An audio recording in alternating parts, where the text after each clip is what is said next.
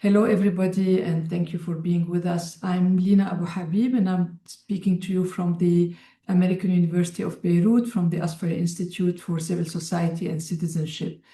And this conversation is a conversation that's being co-organized with our colleagues from the UNICEF Regional Office in Amman and also with UNDP. And I'm very thankful for both Mahamuna for pulling this conversation together and for our colleague Rania Tarazi. Let me just start by saying for the last year almost, or half a year, we have been in collaboration with the UNICEF Regional Office and with UNDP, working towards developing knowledge products, but also co-organizing convenings to discuss key issues related to care in the MENA region, including the convening of the MENA working group on care. This conversation is something that with our colleague, put it together with our colleague Mahamuna and also with Rania. And the idea is to talk about, through the presentation of research papers and knowledge material, to analyze the nexus of care and climate justice. And these are two, I would say that care remains a taboo issue in the MENA region because of it being so much anchored in discriminatory social gender norms, while we remain almost totally in denial over issues related to climate breakdown and climate justice. Hence the importance of this discussion and the importance of having a evidence-based conversation on the state of the land and also where to. So we have a packed an hour and a half with the presentation of several papers, and I want to hand it over for the first segment, which is the overview of care and support challenges in the MENA region. So let me hand it over to Mahamuna and to development analytics for their presentation. Thank you so much, and I think you have 10 minutes. Maha, over to you. Thank you so much, Lina. It really has been a powerful partnership. I've learned so much, and I'm really looking forward to this expert group discussion as well. We really want this to be interactive. And thank you so much to Nazle and Merve for pulling together this just a quick overview for those who are new perhaps to care, just to give us a framing. Over to you, Nazle and Merve, to introduce yourselves and provide our presentation. Thank you. Thank you very much, Maha. So I started sharing screen. I hope you can see it. Just give me one second, please. Maybe full screen. Perfect. Great. Okay, so this is Nazlı. It's a great pleasure to be here with you. I'm the Director of Research at Development Analytics, a research center and advisory working globally on social policy and program-related research. We are currently working together with UNICEF MENA Regional Office on a study on stocktaking of care and support relating programming of UNICEF offices in the region. The study also includes a part summarizing the care and support related outcomes and policies in the region, and I will share some insights from that study with you in this presentation to give an overview on care and support related challenges in the region. I'm also accompanied by my colleague Merve Uzunalioğlu here, who is a policy expert, and we work together on this project with her in the UNICEF MENA project. So let me start with some definitions on care and support. Care work is the day-to-day and life course assistant that enables people to live and thrive. It is important for everyone in the society and especially important for children, older persons, and persons with disabilities. Support services complement care. They enable autonomy and inclusion through mechanisms like social services and technology. Strong care systems are important and crucial for early childhood development. From pregnancy to age 3, we know that it's the most critical window for lifelong health and learning. It is the time when brain development is fastest. So when families have access to strong care and support systems, including family-friendly policies, they are more able to provide the nurturing environment young children need. Another important issue is that we know that care is significantly gendered. Women do around 75% of unpaid care work globally and spend around 3 times more time on unpaid care than men. This pattern starts early in life, with girls taking on heavy domestic responsibilities from adolescence, restricting their education and future opportunities. Another important issue to highlight in the introduction part is the climate change. It acts as a multiplier of inequality. Rising temperatures, declining rainfall intensify pressures on households through different problems, including increasing health risks, increasing livelihood insecurity, and displacement. This is when the systems are weak, this is often absorbed by women through unpaid care, which is also called feminization of survival, and it becomes a coping mechanism. As a guiding frame, the UN's 5R approach helps us think about change, recognizing, reducing, redistributing unpaid care, and ensuring representation and reward, so care work is visible, shared, and decent. So moving on to the region itself, in the region there are 20 countries, and they are different economically and politically. We see high-income Gulf countries with stronger fiscal capacity, alongside lower income and conflict-affected settings, facing fragility, service gaps. For example, GDP per capita in 2024 was around 600 USD in Yemen, and it was 76,000 USD in Qatar, so there are stark differences between countries. Yet, despite these differences, there are also some shared features that matter for care.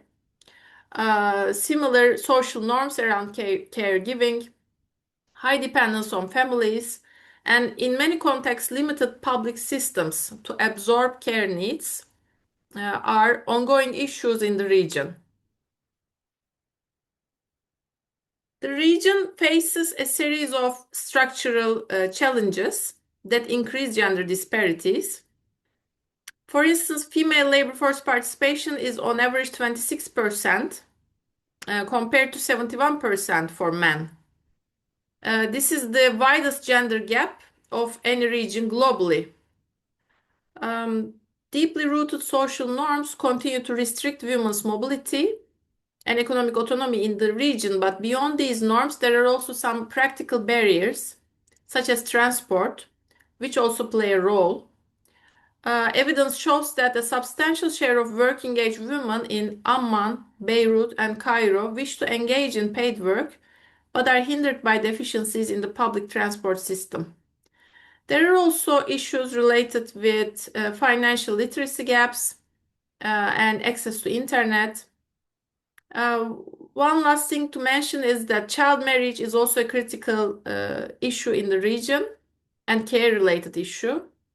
Approximately 700,000 girls are forced into child marriage each year in the region, with prevalence ranging from 1 in 3 in places like Sudan and Yemen to 1 in 50 in Tunisia. Child marriage reinforces intergenerational disadvantage and reduces girls' agency, education, and future economic participation, and shift them prematurely into caregiving roles.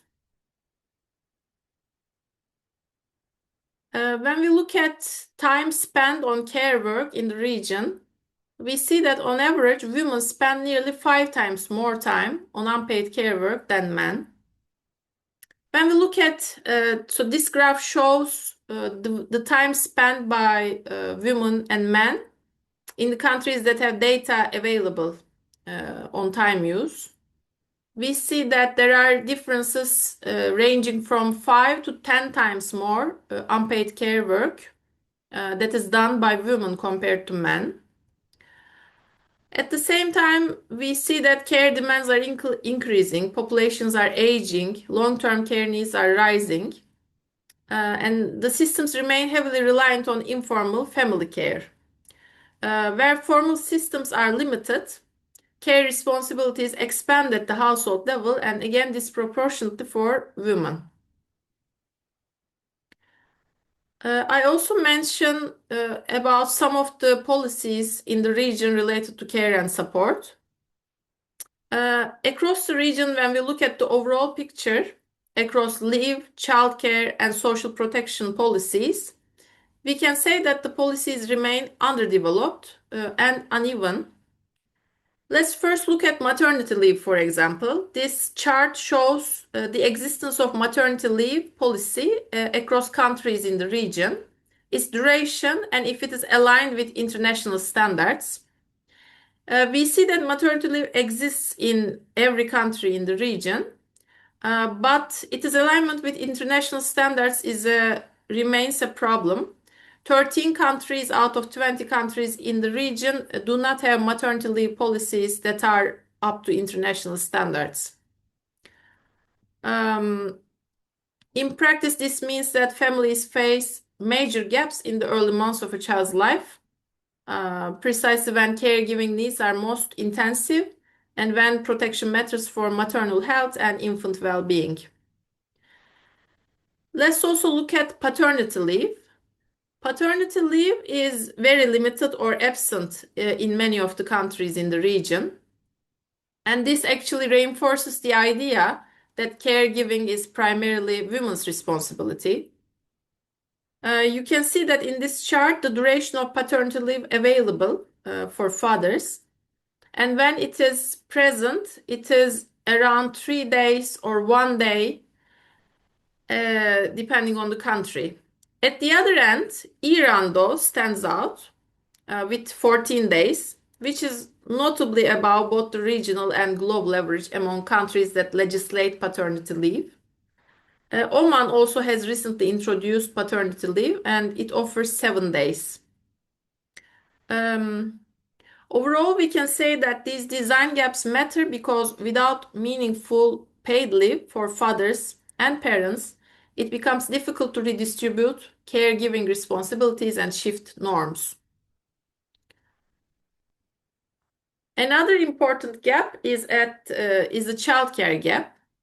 That's also an important bottleneck. So in the region, no country guarantees childcare in the first 2 years of life. This means that there is no publicly organized childcare services where the government provides nationwide regulation and funding. So this is not provided in any of the countries in the region for 0 to 2-year-olds. For pre-primary, so for children that are older, 3 to 6-year-old children, there are some publicly organized pre-primary services available, but only in a handful of countries. So across MENA, the average childcare gap is about 5.6 years. And this is a very long period in which families, especially mothers, must sole care privately. And this gap is central to why women struggle to enter or remain in paid work and why inequalities widen for low-income households. Because this care needs to be solved privately and with significant fees. I also want to mention about availability of social protection for children. Social protection can help households absorb the costs of care and reduce economic pressure. And it can be important, especially when services and leave policies are limited. This graph shows the percent of children covered by at least one social protection benefit. We can see wide disparities across countries in the region. High coverage is available in countries like Iran, Morocco, Algeria, but the coverage is quite limited in contrast in countries like Gulf states, Jordan, Sudan. Strengthening child-sensitive social protection is also not separate from care, and it's a core part of a functioning care system. So strengthening social protection system is also important in the region. So to conclude, investing in care and support is not only a social policy choice, it's also central to gender equality, child development, and inclusive economic growth. Across the MENA region, we saw persistent gaps in care and support related policies, including childcare, parenting leave, and child-sensitive social protection. This means that care continues to be treated as a private responsibility and absorbed largely by women and families. Looking ahead, stronger and more coherent care policies are essential to achieve the objectives of the UN's 5R framework. And the urgency of this agenda is heightened by climate change. Climate shocks increase health risks, displacement, and livelihood insecurity. So in this picture, care demands will also continue to rise. And without policy reform, these pressures will further increase gender inequalities and undermine resilience. But investing in climate responsive, inclusive care systems can turn care into a source of resilience, supporting families and enabling women's economic participation. So this is it from my side. Thank you very much for listening. I'm giving the floor back to Lina and Maha. Thanks. Thank you so much, Nazlı. Wonderful overview. We have a few minutes if anyone has any questions for Nazlı and Merve.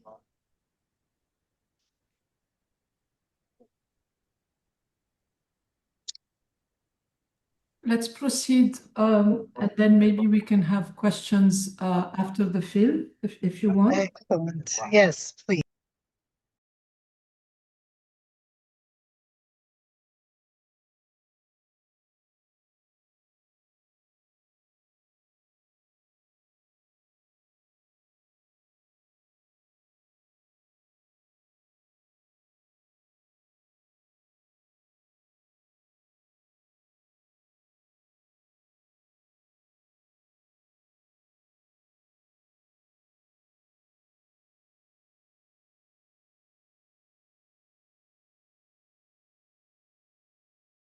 We have no sound.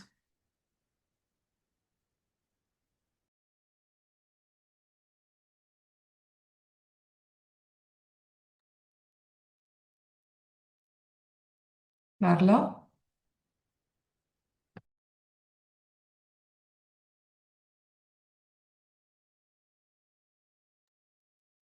I'm checking with Carla.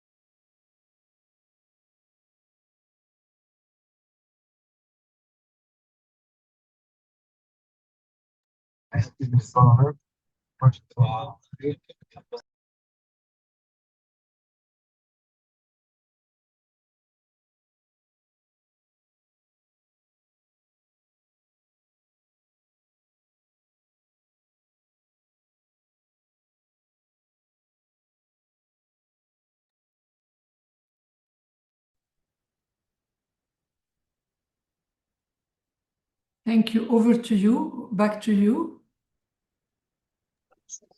Maha?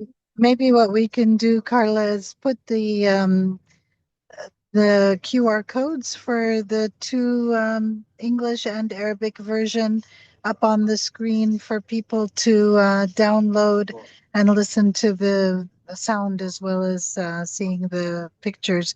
But really, the video was produced by girls in a technical cohort that was studying the impact of climate, looking also at issues of war, conflict, women, peace, and security, and the impact also within the family and community on women's work. So, as we saw, the impact of increased water scarcity, the flooding that we're seeing as a result of climate change has an impact, and girls themselves are really stepping up in terms of policy advocacy, including at regional and global meetings, and within their own communities with adopting indigenous technologies, and looking at ways of being able to strengthen resilience, as we discussed earlier. So these are the two QR codes if anybody wants to take a screenshot or to download the videos. They're just very brief introductory videos prepared by girls about their work in climate change and climate action. Okay, well, If I can say something, Maha, yes, over to yeah, no, just something about the videos. I think they would be really good. I mean, I already think we could use them, to introduce the topic and so on. They're short and they're quite, I think they communicate well. So thank you for sharing these. Thank you. Yes. So, for the people who have joined, I'm sure that you are aware of care and support in your own countries. Do you have any questions for Nazla, either about your country context, if mentioned, or any regional trends? Or if not, we can go to the next segment, and I would hand over to Rania to introduce that segment.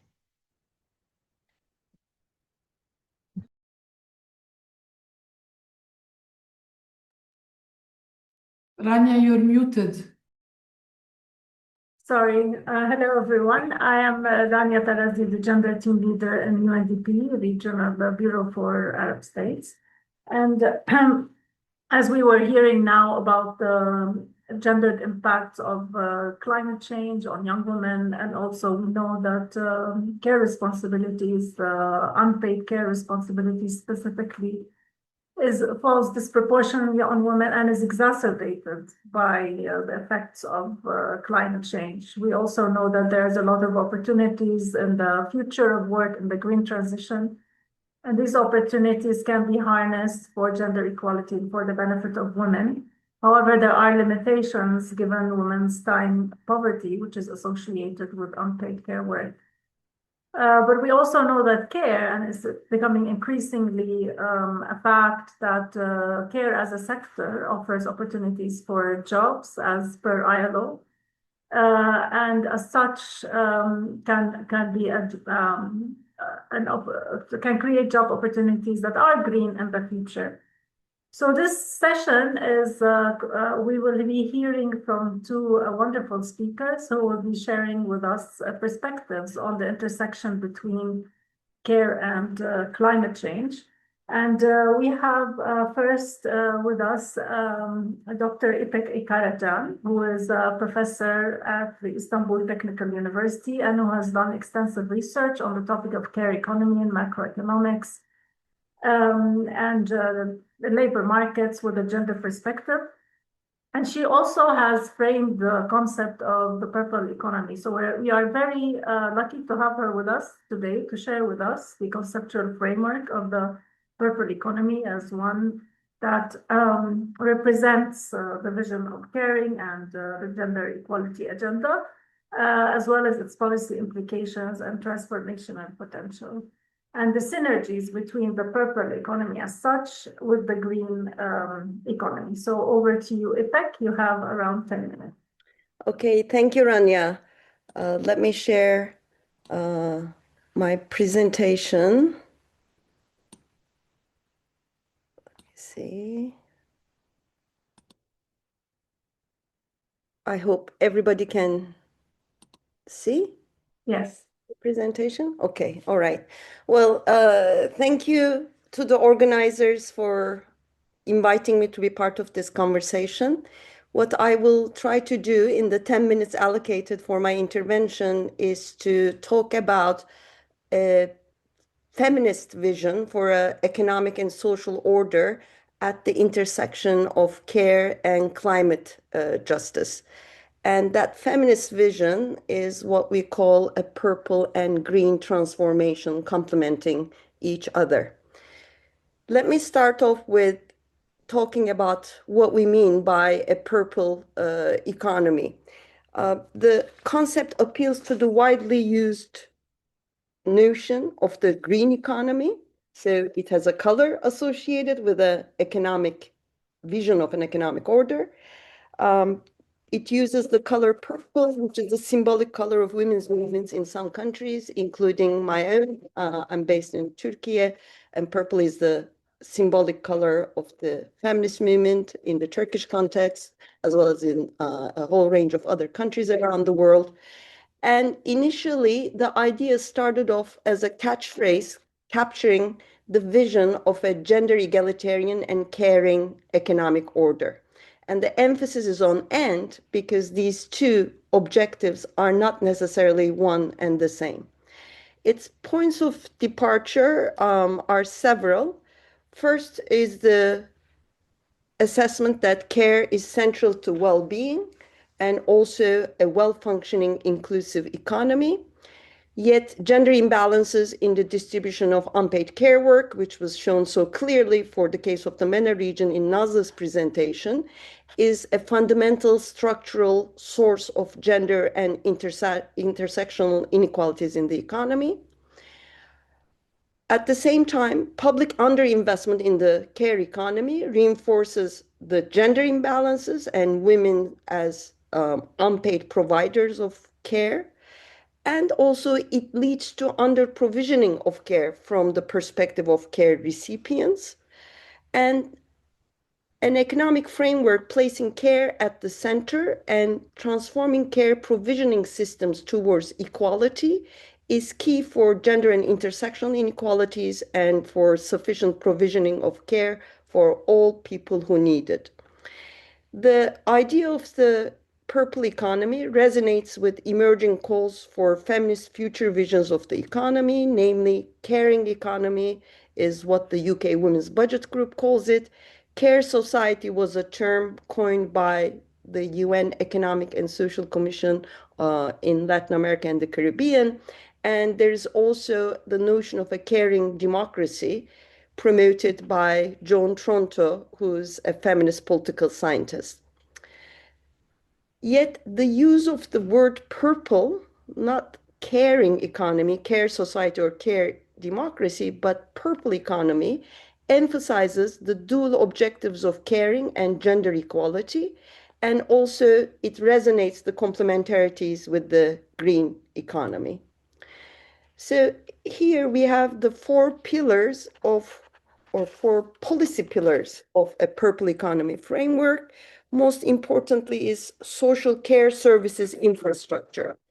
That means universal access to quality care services, not only in care for small children, early childhood care, development, and preschool education, but also primary and secondary, and in some contexts, such as in the ILO framework, tertiary education is also included in the care services framing, healthcare, long-term care, and social services for vulnerable, marginalized groups of the population. The second policy pillar has to do with labor market regulation towards the overlapping objectives of work-life balance with equal gender incentives, gender equality in labor market opportunities and outcomes, and also in access to decent jobs. These include policies such as care leave, going beyond maternity and parental leave, but also to include care leave for sick leave and long-term care leave, care insurance schemes to cover groups who are not necessarily in formal employment, but wage and salary employment, but also in self-employment and informal employment, regulation of labor market working hours, shorter working day or week, which is a policy proposal that overlaps with that of the green economy. Decent jobs for care workers as a complementing feature of a comprehensive social care services infrastructure, and equal pay for work of equal value. The third policy pillar has to do with time-saving physical infrastructure and technologies primarily for rural communities, where activities involving indirect care, such as carrying water or finding energy sources, collecting and carrying firewood, are time-intensive and arduous labor activities that pertain to what we call indirect care. So the policy pillar here entails green and purple investments, including in agriculture and rural infrastructure, also underdeveloped urban infrastructure. And the final policy pillar is relating to the macroeconomic framework, or what we call an enabling macroeconomic framework, through proactive macroeconomic policies such as fiscal, monetary, and industrial policies, prioritizing care investments and decent employment creation towards inclusive and sustainable growth. And one point I would like to note, which is something that Rania has referred to, is the fact that care services sectors, whether in education, early childhood care, long-term care, healthcare, and social services, are sectors with highest employment multipliers, which means that every dollar invested in these sectors has the potential to create jobs, generate jobs, more than the jobs generation potential of many other sectors. So the complementarities between the green economy and purple economy frameworks are summarized in this slide. The green economy is a response to the environmental crisis to ensure sustainability of provisioning by nature. In a similar manner, or parallel manner, purple economy has emerged as a response to the crisis of care, which in the feminist literature, we define as erosion of caring norms, increasing inequalities in provisioning of care, particularly gender inequalities, and increasing inequalities in access to care. So the purple economy is a response to the crisis of care to ensure sustainability of provisioning by caring labor. The green economy calls for a systemic revaluation of what and whom the economy serves in terms of including and reevaluating the value of provisioning by nature. And in a parallel manner, purple economy calls for a systemic revaluation of the work and labor entailed in care provisioning. Green economy unveils, therefore, brings into visibility the central role of healthy ecosystems for well-being and a well-functioning inclusive economy. And in a parallel manner, the purple economy unveils the central role of quality care for well-being and a well-functioning economy.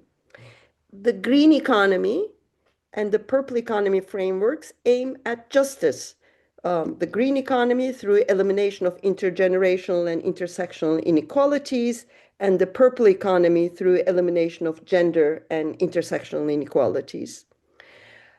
Both visions, in addition to providing a response to the environmental crisis and the crisis of care, also provide a response to the economic crisis and joblessness in the age of artificial intelligence and digitalization, with the threat of technological unemployment under a vast structural transformation of our economies. The green economy proposes green investments and green jobs as a response, complementing macroeconomic policies to address the problem of joblessness. And the purple economy does so through purple investments and purple jobs, having noted that some of the care services sectors have large employment multipliers. So both frameworks call for a reordering of priorities from consumption of commodities to sustainability of provisioning by nature in the case of the green economy, and to nurture in the case of the purple economy. So this reordering of priorities are from GDP growth as an exclusive objective of macroeconomic policy to sustainable and equitable growth, entertaining also the possibility of degrowth through redistribution. Both visions challenge extractivism in both natural and human terms, and the purple economy helps to establish care as a dimension of sustainability, complementing the green economy to also entail earth care, care for people, care for all living species, and caring for the environment as complementary objectives. So if possible, to try to wrap up the 10 yes, minutes. Thank you. yes, Rania, this is the final slide. So the purple transformation, therefore, strengthens green transformation through gender equality in access to economic resources, including time as a major economic resource, gender equality in opportunities and in economic outcomes, hence enabling women's equal participation or laying the basis for women's equal transformation in the green transformation, equal access to green jobs, investments, and technologies. Purple investments in care services sectors, which are local service sectors with low emissions and waste, can act as a complementary green strategy for sustainable growth, since purple jobs are also green jobs. On the other side of the coin, green transformation strengthens purple transformation through sustainable ecosystems, minimizing negative impact of climate change that we've seen, for example, in the film, on care provisioning, and also through climate resilience of care systems, in other words, purple investments with a climate lens, and strengthening resilience of care services vis-a-vis climate change. And here are some primary references for the presentation. And here, let me stop there. Thank you so much, Ipek, and we can hear a lot more on this. I'm sorry to have this short time for you. But I think this gives everyone a taste of what the concept is, and you have shown us very elaborately the parallels between the purple and green economy and how they reinforce each other. So thank you very much. And with this, we will move directly to Carla, and after Carla, we will open it up also for questions. So please keep your questions there. So Carla Aqil is from the Asfari Institute. Will be sharing with us a mapping of the climate care nexus in the WANA region.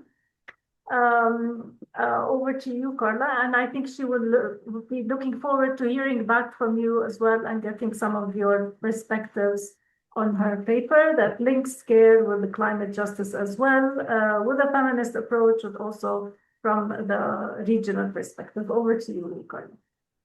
Thank you so much, Rana, and thank you, Ipek, for the wonderful presentation. I just want to make sure, can you see my screen? Can you see me as well? Yes. Okay, perfect. Thank you so much. So as Rania said, today I'll be giving you a glimpse of the mapping paper that we did, or a scoping paper that we did on the climate and care nexus in the WANA region. Mainly this presentation is going to be about sharing key insights from the review, as well as looking at remaining gaps and tensions, and also to invite final reflections based on a few questions that I came up with.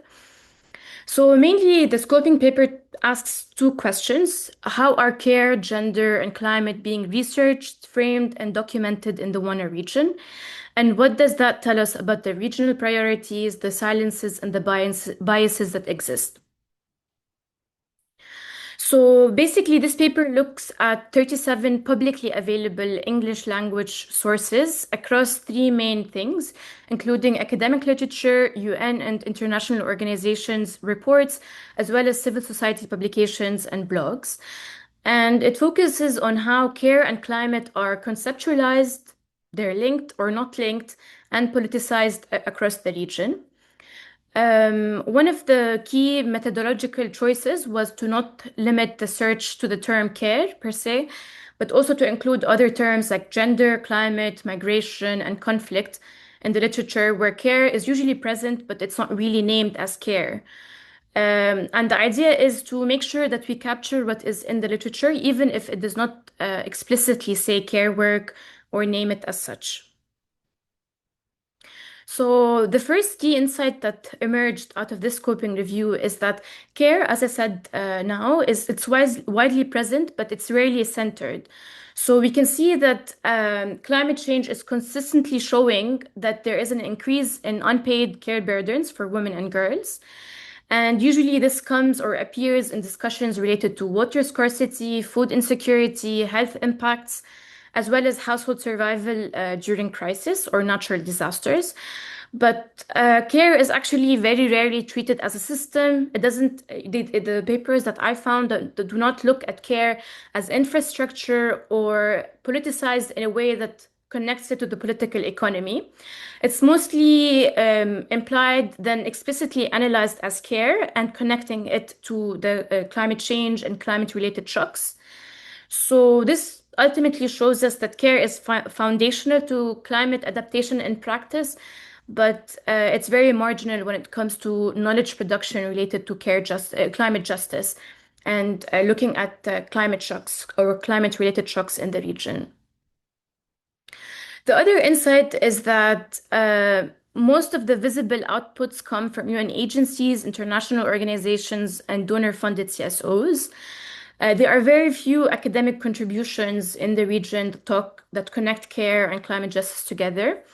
And in most cases, they are fragmented across different disciplines, but there isn't really a strong presence of academic contributions. And there is a clear absence of grassroots feminist documentation, community-based caregiving knowledge, as well as refugee and displacement-led analysis. And this shows really that what becomes knowledge, quote unquote knowledge, closely follows who has the capacity to publish, translate, and archive. The third insight is that it's related to conflict and displacement and how they are under-integrated. Despite the region's realities that involve usually conflict and displacement, only a minority of these, the care-focused sources meaningfully integrate conflict, displacement, and climate stress together. But actually, instead, climate, conflict, and migration are often treated as parallel issues and not intersecting ones that are part of the same system that we live in.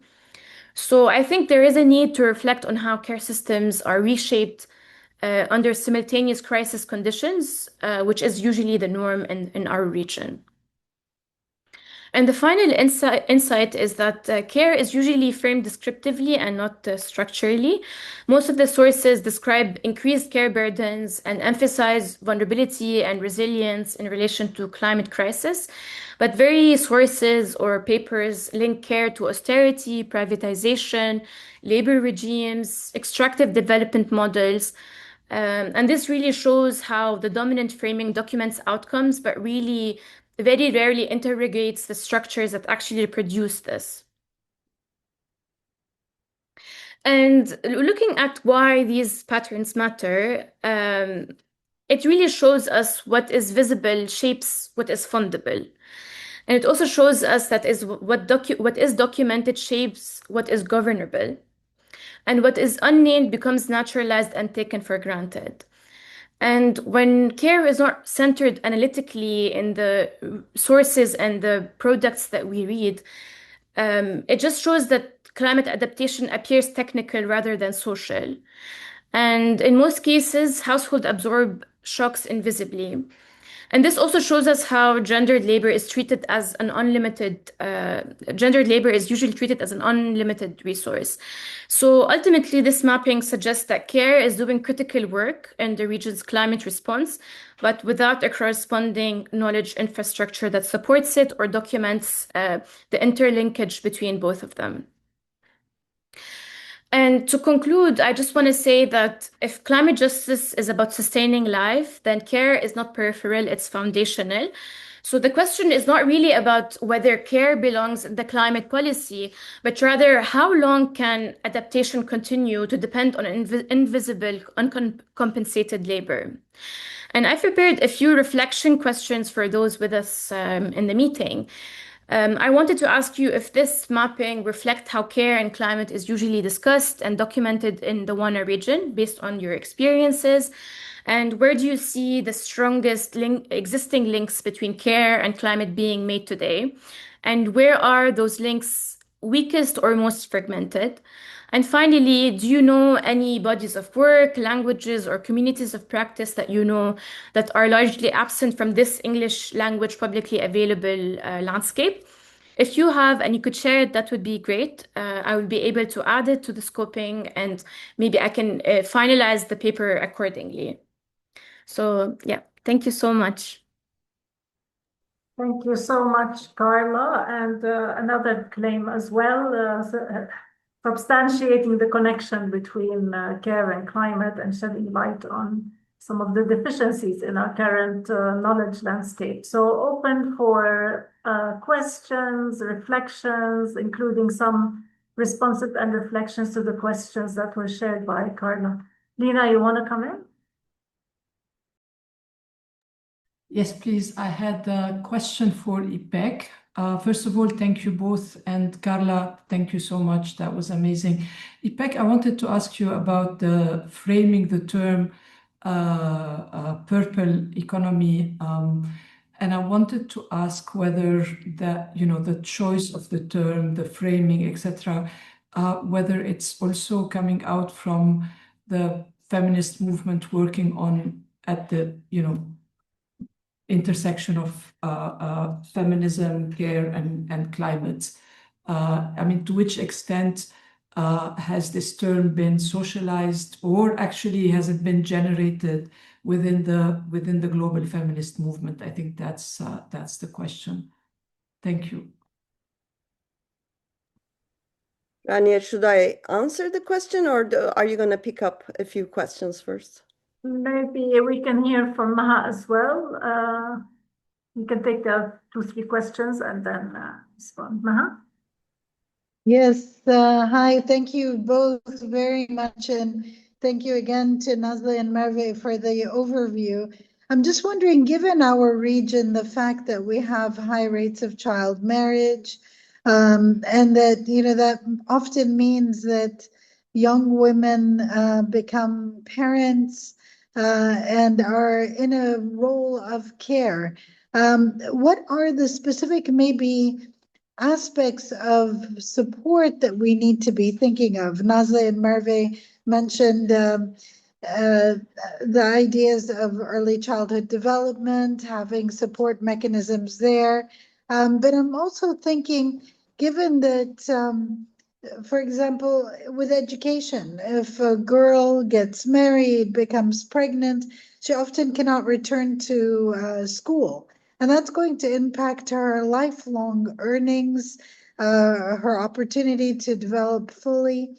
So is there a way, as we're thinking of the impact of climate with displacement, that often means girls don't have access to education for extended periods of time, perhaps enter motherhood as young women, if not children. If there are ways, maybe through the humanitarian reset, ways with climate finance that we can really think of in terms of strengthening support for that care work that's done by women and girls disproportionately. Thank you. Thank you, Maha. Is your question for IPEC? Yeah, I mean, either. Okay. Both in terms of globally, the 3 schools that were discussed, or, within our region, if there's any interesting insights. And I invite Nazle and Merve also to provide their feedback, because they've been looking at 3 case studies, Oman for sure, but also Lebanon and Egypt. So just to really trying to think within our context, the specific issues of care and support that are exacerbated by climate dislocation. Yeah, thank you. Can So, I, Lena, you want to come in again? I have another question for Carla, actually. Carla, in scope, as you did the exercise of scoping, I was wondering whether there was, or to which extent you found literature, whether published or gray literature, that connected this with ongoing conflict, and also with ongoing conflict that is with both the implication of violence and extractive operations. So I'd like to know how much there is out there about this, given to which extent conflict is prevalent in WANA. Thank you, Lena. Maybe I can hand over to Ifek while encouraging our participants to please either raise your hand or place your questions if you prefer in the chat, and we can ask it on your behalf. So over to you, Ifek, to answer Lena's question, and maybe Maha's, if you leave it. Lena, thank you for asking about how the concept originated, the origins of the concept and its prevalence for advocacy. So the original idea came out at a Green Economy Conference in 2009 that was organized by the Turkish and the Green parties in Istanbul. And there were several panels, and there was one panel on green economy and gender equality, which was the last panel after a long day of conference. And I was the last speaker to come on stage to address the issue of gender equality within the green economy framework. And by that time, everybody was tired and people just wanted to go out to the reception. And I felt I had to say something, do something to wake people up and catch their attention. And that was the point when the idea of a purple economy, that's why I said it started off as a catchphrase. I said, green economy is not enough for sustainability and inclusiveness. We also need some purple economy. And that had the impact of sort of waking people up, and I was able to get the attention of the audience. And then it started being used here and there by feminist organizations, the concept of the purple economy. And then several years later, it was at one of the first expert group meetings on care and climate that was organized by the German Ministry for the Environment, that I was invited to Berlin to present on the purple economy framework. And that was the time when it went beyond the catchphrase, becoming a more sort of fully developed economic model or a policy framework. So I was commissioned by the Ministry for the Environment in Germany to write it up, basically, in terms of what kinds of policy interventions necessary. And since then, the idea, the notion or the terminology of the purple economy has gained traction amongst feminist networks, as well as academics and civil society and political movements and some international institutions. So the European Women's Lobby adopted the Purple Pact based on the purple economy model to advocate gender equality and care policies within the EU framework. Then there were organizations such as the International Women's Rights Action Watch based in Malaysia and Women for Women's Human Rights based in Turkey, two feminist organizations in Asia and Western Asia, Europe Minor. They have been using the purple economy notion as a training and advocacy tool, contextualizing it to regional and national systems and labor markets. A party in the UK, the New Left Party, which is a progressive political movement in the UK, has integrated purple and green jobs into its economic manifesto, and so on. And on the academic realm, we have now some macroeconomic models incorporating purple economy parameters to simulate employment and fiscal impacts of care investments in multiple countries. So, and these models provide empirical grounding for advocacy and policymaking, demonstrating basically the feasibility and benefits of gender equal and care-centered economies. And that's where some of my work in terms of data-based policy simulations have centered since then. And one thing that I forgot to say during my presentation is the following. There were several references to the 5R framework in the opening presentation. The 5R framework is very useful, but now the feminist discussions have moved beyond, and the purple economy framework talks about care-centered policies, not only from the perspective of gender inequalities in caregiving, but also the inequalities in access to quality care from the perspective of care recipients. So the 5R framework, with the emphasis on recognize, reduce, redistribute, reward, and represent, takes a very dominant caregiving perspective, caregiver's perspective. But what we need to be added to the 5R framework is enhancing care. So in many instances, what we need is not a reduction of unpaid care, but just on the contrary, an expansion of the space for people to be able to provide unpaid care to their families, including also self-care, for example. So enhancing the space for care in a gender equitable manner beyond simply reducing, redistributing is a primary entry point for the purple economy framework. Thanks a lot. Ipek, did you want to respond to the questions by Maha on child marriage, or maybe any of the other speakers? Yeah, go ahead if you want to. I think I will let Nazlı, Merve, and Carla take that up. Thank you. So, okay, Nazlı, please go in. I can add briefly that I didn't research that comprehensively, but child marriage is one of the negative coping mechanisms that are used by families in response to shocks. So when food insecurity increases, there are multiple coping mechanisms, and child marriage is one of the most significant and negative coping mechanisms that families can revert to. And we know that climate shocks, like heavy rainfall or droughts, lead to food insecurities. So there are links between increasing child marriage and climate shocks in terms of increasing food insecurity and in terms of leading to displacement also.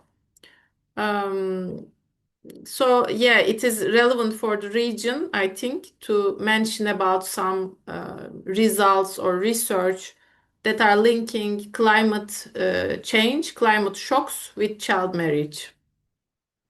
That's it. Thanks. Thank you, Nazlı. And maybe I can hand over to Carla to respond to Lina's question. Thank you so much, Rania. In response to Lina's question, very little sources actually link care or talk about care in relation to conflict in the region. Actually, most of the sources that I found were blog posts that were very short and did not really go into depth in relation to that. Maybe I found one resource out of everyone that really talked about conflict and care, which signals the need for more work on this because, as we all know, in context of displacement and conflict, women have a much bigger burden in relation to caregiving, especially when it comes to tents or fleeing or taking care of the children while their surroundings are being bombed and making sure that everyone is safe. So I think this is really an area where we need to do more research on. And so far, from the scoping that I found, there is very little research on that. Thank you, Carla. I think you are giving a lot of food for thought for as well initiating some research, including by academics. I'm not sure if we have academics in the room to really consider care, to center care, and maybe we also heard a bit on having a more of a child girl lens into policy frameworks that address care and the purple economy. So I don't see any more hands. Okay, so we have a question. It's Kay. Would you like to come in, or would you, if you like to come in, raise your hand. If not, I can read your question. So, okay, I can read your question then. So Kay is saying, as I understood it, the purple economy offers a structural and policy level framework to recenter care within economic systems. How do you see social norms and everyday lived experiences of care shaping whether these transformations actually take hold in practice, especially in contexts where care is deeply gendered and informal? So I assume this is for you, Ipek. Over to you. Yes. It's in the chat if you'd like to. Yes, thank you. Yeah, the question of social norms is important, but in terms of the cause and effect relationship, my positioning on it, and I think along with with part of the feminist positioning on it, is that the social norms and cultural resistances to gender equitable transformative care provisioning systems have to do more with the concrete material conditions of production and reproduction rather than people's mental attitudes or mental transformations. So, for example, when a paternity leave act is legislated on equal terms with maternity leave, and when quality care services, childcare services, become accessible, and they are shown to be beneficial, particularly for children, not only for for alleviating caregiving burdens of parents, but being beneficial for children, this inevitably, these concrete policies, by transforming the material conditions of production and reproduction, lead to a transformation of cultural attitudes and social norms. So the transformation of social norms, in other words, does not happen through campaigns and through role models and communication campaigns and so on, but rather it happens through transformation of the economies by centering care in a gender equitable manner at the center of economic and social policy making. Same thing with, for instance, the shorter working week. A shorter working week enables both women and men with caregiving responsibilities to have more space for unpaid care and also to have more space for self-care. And through that, then men's and women's behavioral patterns also transform, or through absorption of women into employment through decent jobs generating macroeconomic growth is one of the major driver of equal redistribution of unpaid care responsibilities within the household. As more women enter employment, households transform from single male breadwinner to dual breadwinner families, which then helps them transforming towards dual carer families. Thank you very much, Ipek. I don't see any more questions, and I think we can close this session. And thanks again to Ipek and to Carla for your interventions, and I'll hand over to Maha. Thank you so much. What a really insightful session, Rania. Really appreciate it. Thank you so much to the speakers and for the questions that we had. We're going to now delve into the lives of some of the young women in the region, and we'll be speaking with Aya Mehri. She's a hand-in-hand youth advisory group member from Tunisia. She's also very active within her community. And during the International Day for Care and Support, I joined others in the region to raise awareness about the issues around care and support in the MENA region with UN Women and have formed a campaign which perhaps won't change the world entirely, but maybe can raise awareness, can solidify voices, and help us with some very key policy messages to really move forward to a more climate just community in the MENA region. So I just want to invite Aya. Aya, I hope you can unmute. Hello, everyone. Excellent. Thank I you hope so much. And we hear you very well. I see the presentation.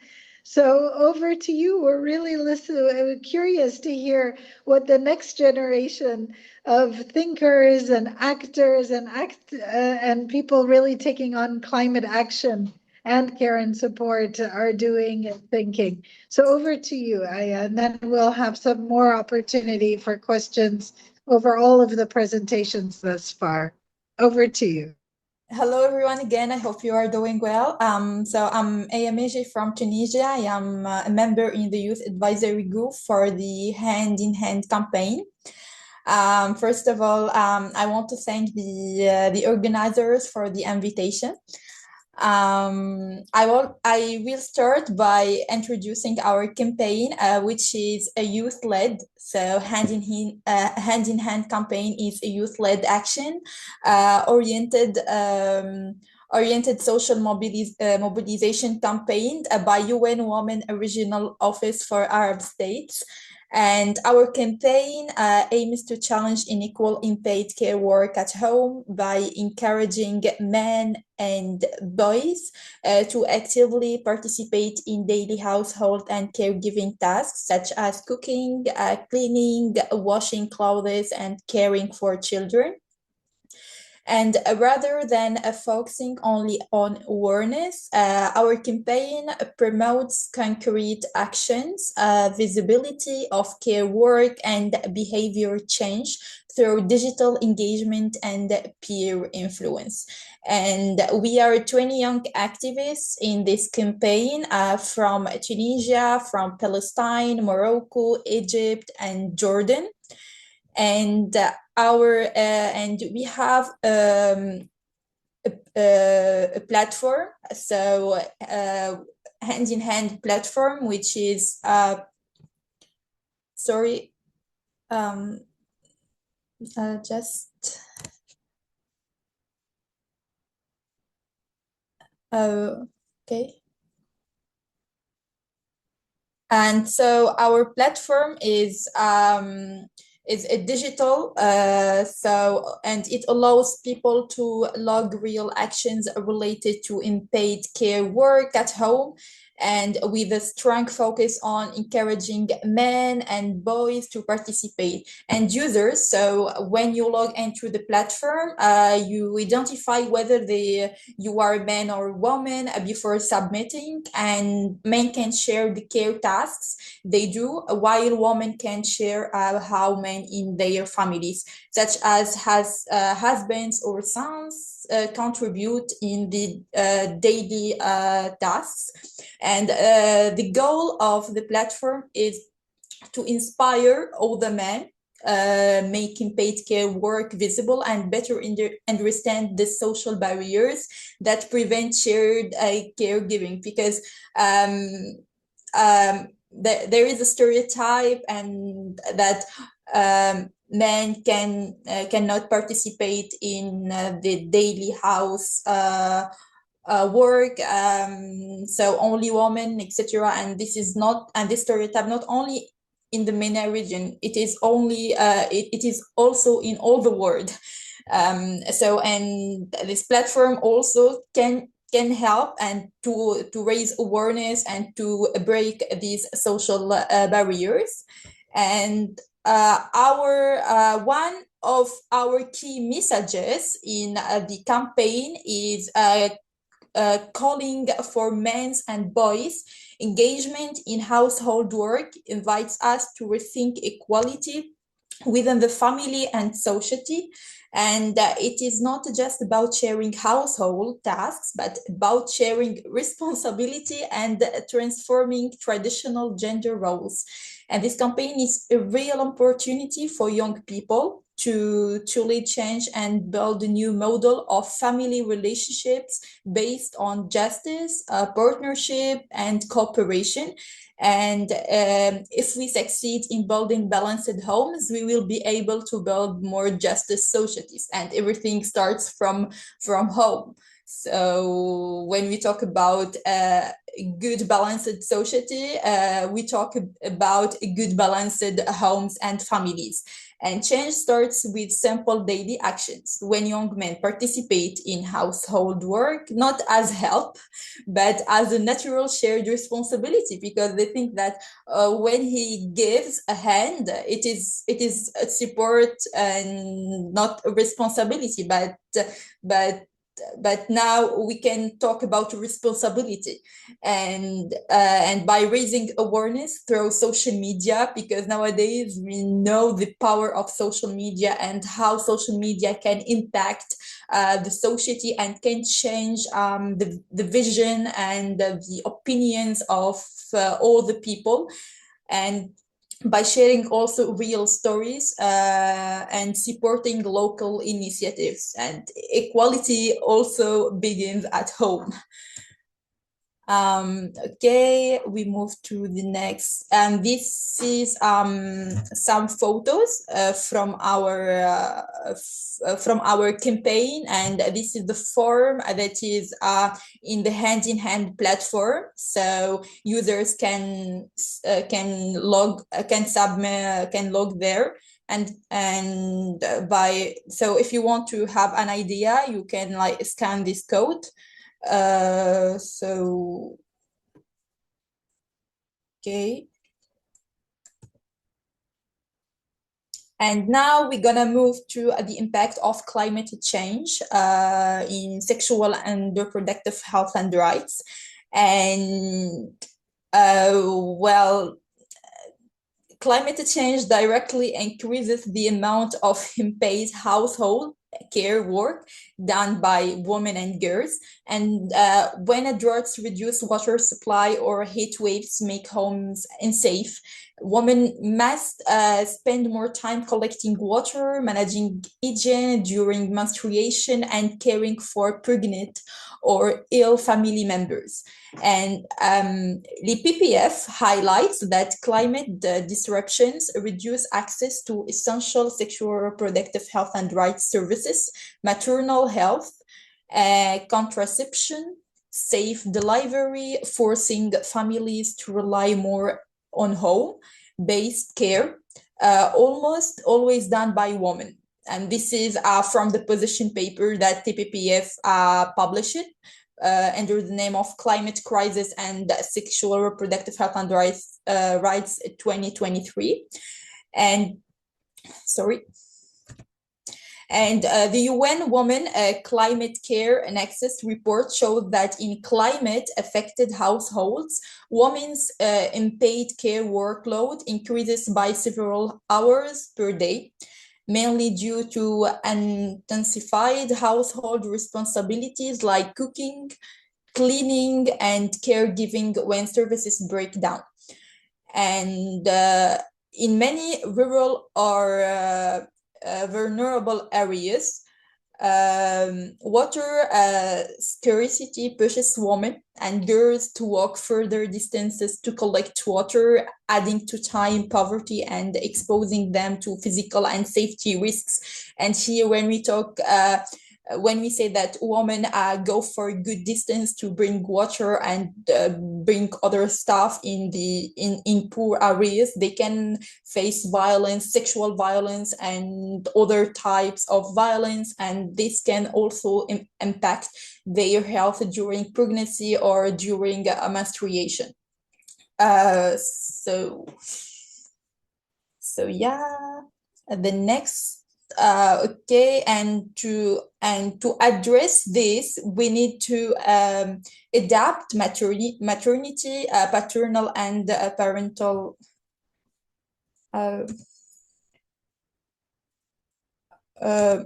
sorry. Wait. We have to adapt. Adapt maternity, paternal, and parental leave systems that promote an equal sharing of responsibilities at home and reduce the care pressure on women, especially during climate stress.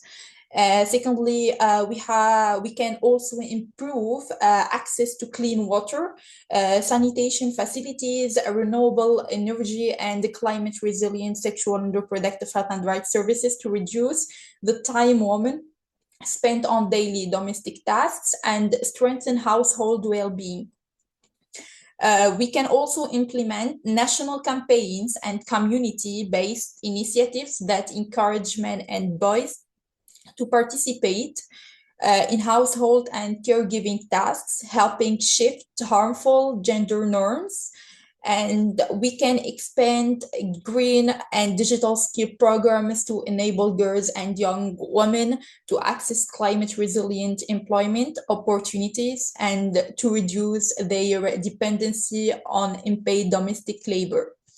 And last but not least, we can also introduce social protection measures, community support, and targeted assistance for family members who provide care at home, especially for persons with disabilities or the elderly.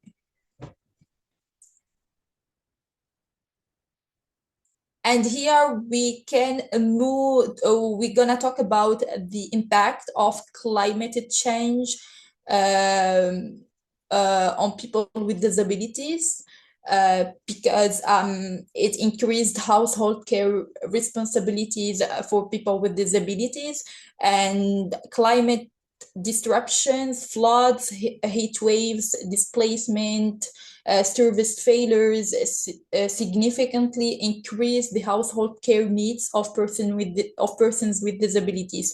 And when climate shocks interrupt mobility, health, or social services, support shifts to the household, where women and girls take on more unpaid care tasks.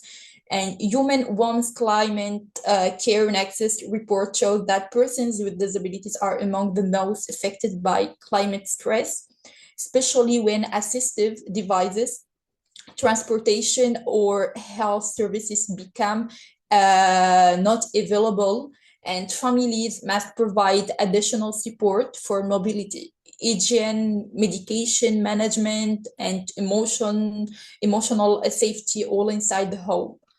The Asfari Institute and UNICEF in 2025 emphasized that care and infrastructures collapse first during crisis, increasing pressure on women caregivers. Mothers, grandmothers, and sisters often provide full-time unpaid care when institutions close or services fail. And EPPF notes that sexual and reproductive health and rights services for persons with disabilities are often the first to be interrupted during extreme weather or displacement, pushing even more responsibilities back into the household, where families, primarily women, must manage complex care needs without support. And recognizing and supporting caregivers through inclusive policies, flexible work options, and social protection is very important for climate resilience and gender equality. We have also to think about inclusive policies when we make new policies. We have to think how to make these policies inclusive for everyone.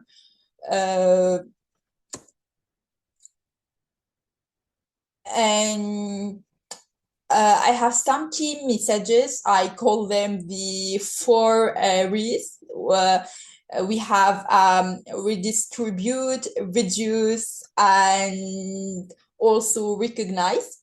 And the first message is UN Women's SDG indicator 5 calls for redistributing unpaid through public policies and gender transformative social norms. engaging men and boys is essential. UNICEF highlights that supporting girls' transition from learning to earning is essential in a climate-resilient future. And investments in water systems, clean cooking technologies, renewable energy, and safe transport reduce hours of unpaid work every day, especially in climate-affected households.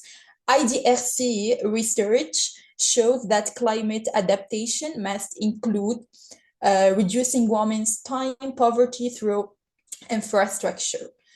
And the unpaid care work sustains families and communities, yet remains undervalued. And UN Women and DPPF emphasize that climate resilience depends on recognizing care work, compensating caregivers, and integrating care into national climate and sexual reproductive health strategies. For example, our campaign Hand in Hand that helps shift social norms and elevate youth voices in challenging gender equalities at home. Thank you so much, Aya. This Thank has you been so much. inspiring, wonderful. I know that we're running low on time. It's already almost half past, but I just wanted to ask you a quick question. I know that you had young women, young men as part of the campaign. What do you think maybe is one or two things that you felt was the impact of this campaign so far?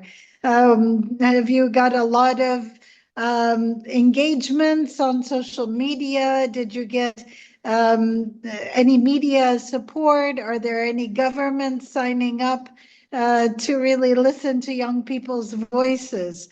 I know you work very much at the community level, but just a quick question to see if you feel there's been any impact so far from the campaign. And thank you for sharing that with us. Okay, thank you so much, Maha, for your question. Actually, we started promoting for the campaign on social media and also with the people we know and the peers, etc. And there is a good impact. So we published a lot of videos regarding the campaign on our social media, like real stories. In families to share how they to talk about how they share the tasks in the houses, etc. So yes, there is a good visibility regarding this campaign, and we are working more to reach the audience and to have also to have a good impact. But for the visibility, we are doing we are reaching the audience. Excellent. Thank you so much. What Actually, an inspiring we started Yes. working on this campaign this year. And we are doing a great job. So I hope that we can have a good and strong network, and we can reach all the people and do more positive impact. And yes, Thank you so much. the next generation, next future. Yeah. Changing minds and hearts is so key. Raising awareness, as we say with the 3 R's, to reward unpaid care work, and then to redistribute and share care work equally within the home. And you've provided really compelling reasons, particularly around sexual reproductive health rights and care and support for persons with disabilities, including people who care for persons with disability. Thank you so much. We have 1 minute left, so I'd like to thank all the speakers, and hand back to Lena for a quick close. Back to you, Lena. Thank you so much. I mean, this was, Thank you also very much, and thank you for bringing all your expertise, all your research, and all your background into this. I think there are a couple of takeaways that I would like to point out to. On the one hand, there is a lot of effort in terms of framing, in terms of conceptualizing, and I think this is really helpful. On the other hand, and maybe it comes from the scoping and what we've heard, yes, that's my cat, she comes to all the meetings. We really lack some empirical research in the MENA region, while at the same time, from what you have said, there are initiatives on the ground. There are civil society initiatives on the ground, and to a lesser extent, feminist engagement or the engagement of the feminist movement in the region on initiatives that bring together care and climate justice. And I think for the next step, if I may suggest something also to our colleagues Rania and Maha, I think it would be a good idea for us to consolidate the key messages from the presentations and look at the major gaps. Again, as we situate the gaps in the WANA region, what are the important research questions that we need to look at? What are the feminist movements doing at this level? What is civil society doing at this level? So maybe Maha and Rania, if we give ourselves until the first quarter of 2026, it would be great to bring all of this, first of all, as an archive, as a recording, but also tease out what we think is coming out as glaring gaps in the WANA region. That's what I wanted to add, and again to thank you all for coming also as short notice and at the end of the year, where I know from our end it's actually hectic. So as I was saying in a previous event we just closed right now, I want to wish you all a kind of soft landing into the end of the year, and inshallah a kinder, less troublesome 2026. Thank you, everybody, and we see you in 2026. Ipek, you wanted to say something? Okay. No, Bye, everybody. Thank you so much. Thank you. Thank you. Thank you. Bye. Bye. Bye, everyone. Thank you. Bye, everyone.